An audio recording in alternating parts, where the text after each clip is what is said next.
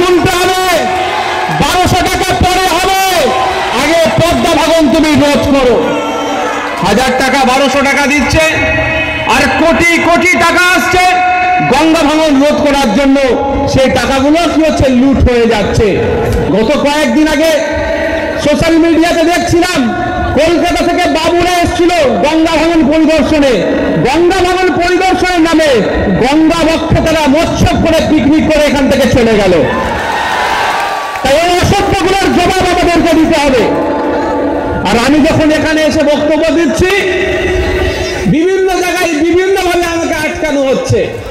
কোন জায়গায় বলা হচ্ছে যে নওশাদ সিদ্দিকীর মাথায় টুপি, মুখে দাড়ি, ও মুসলমানদের ছেলে, তোরা কেন ওর পার্টি নিয়ে হই হই করবি।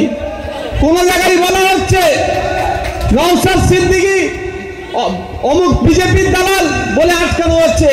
আবার কোন জায়গায় বলা হচ্ছে এই আমরা তো বুকে হাত দিয়ে নামাজ পড়ি, নওশাদ সিদ্দিকী তো নামিয়ে নিচে হাত দিয়ে নামাজ পড়ে, ও পীরের ছেলে, ওখানে মিটিং এ যাবি। গঙ্গার ভাঙনের জন্য বিধানসভার মধ্যে দাঁড়িয়ে আপনাদের হয়ে এই মালদা মুর্শিদাবাদের মানুষের জন্য বিজ্ঞানসম্মতভাবে বাঁধ নির্মাণের কথা আমি ফুরফুরা শহীদ থেকে বিধানসভার মধ্যে কথা বলেছি। আমার কাছে তখন কে আলাদিস, কে জামাতি, কে ফুরফুরা, কে তাবলীগ, কে বেলালি, কে জরিদ, কে আদিবাসী আমার কাছে নয়। আমার কাছে তখন মালদার মানুষকে বাঁচাতে হবে, মুর্শিদাবাদের মানুষকে বাঁচাতে হবে, শমশেরগঞ্জের মানুষকে বাঁচাতে হবে, ফেরতকার মানুষকে বাঁচাতে হবে।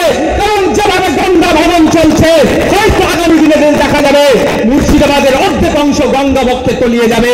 তাই ওইখানে যারা বসবাস করছে, সে আলাদিস হতে পারে, ফুরফুরা হতে পারে, তাবলীগ হতে পারে, দেওবন্দি হতে পারে, বেলালি হতে পারে, হিন্দু হতে পারে, মুসলমান হতে পারে, আমার দেখার প্রয়োজন নাই। তাদের হয়ে বিধানসভায় আমি সর্বপ্রথম আওয়াজ তুলেছি। কিন্তু আপনাদের মধ্যে কি লাগিয়ে দেওয়া হচ্ছে, এই ফিতনা ঢুকিয়ে দেওয়া হচ্ছে। আমি আপনাদের বলবো, ভালো লাগলে ভোট দেবেন, না হলে দেবেন না।